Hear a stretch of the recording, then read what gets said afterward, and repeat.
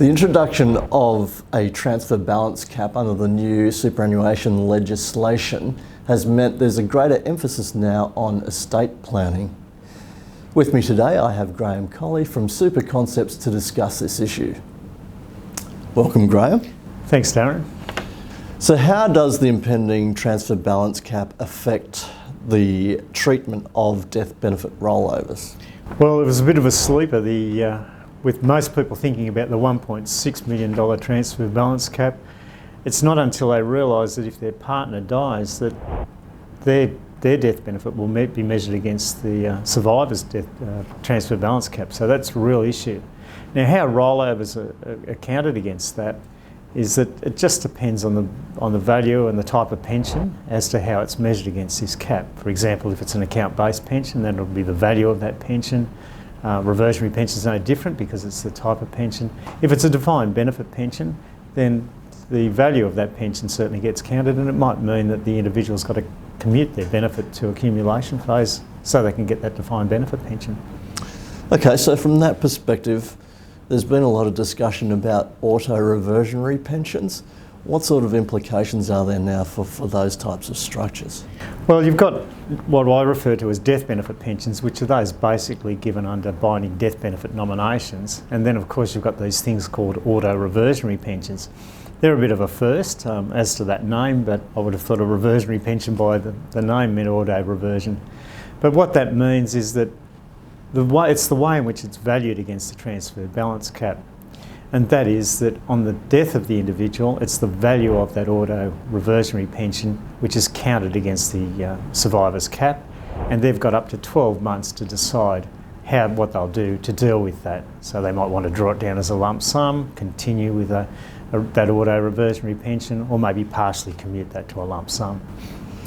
Now, you mentioned just briefly non-binding death benefit nominations as well as binding death benefit nominations. What are some of the issues there?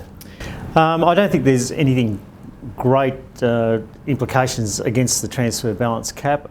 It's the way in which the binding death benefit nomination goes through to the recipients. One issue with that, I think, is making sure that the binding death benefit nomination does cover the wishes of the deceased.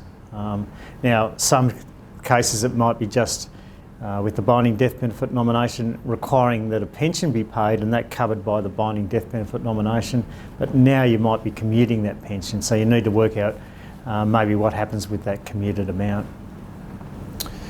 Now, a lot of discussion also has been the application of the cap and whether or not death benefit rollovers can be retained entirely within super. You know, what are some of the concerns there?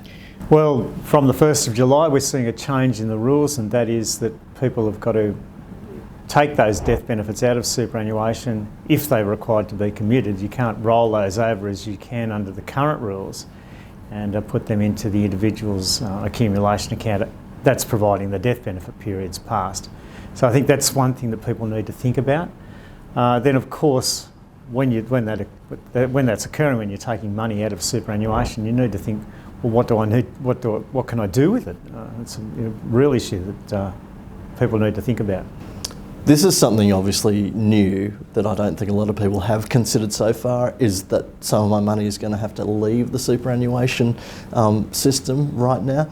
What are some of the options that people should consider when looking to park that money somewhere else? That's a good question. I think it depends on the circumstances, a very technical sort of answer to that one, but you need to think, well, if I've got to take this money out of superannuation, how can I maximise the amount I've currently got in super, and then what do I do with the proceeds that I've got to take out of it?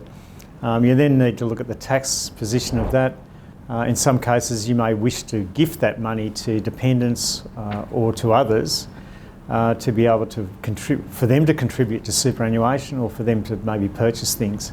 We do have clients at the moment that are gifting some of that money, or the potential of gifting some of that money, to their grandchildren or their children, and for contributions to be made to super.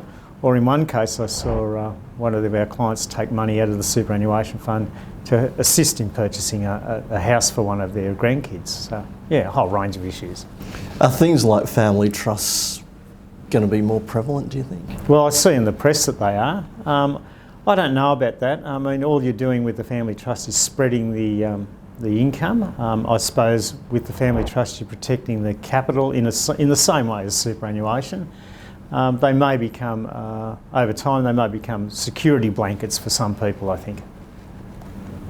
Okay. Well, if you'd like to find out a little bit more about this topic and explore it in slightly more detail, Graeme will be presenting at the SMSF Professionals Day, brought to you by Self-Managed Super and SuperConcepts, and he'll be going into a lot more detail than what we just discussed about what some of the issues are around this and what advisors should be looking to advise their clients on what to do with some of these issues. The event starts on the 17th of July and goes through until the 27th of July, and it's being hosted in every major capital city. If you want to register, please visit www.smsmagazine.com.au/events. Thank you very much for your time today, Graeme, and I look forward to hearing the full presentation on the SMSF Professionals Day. Thanks, Darren.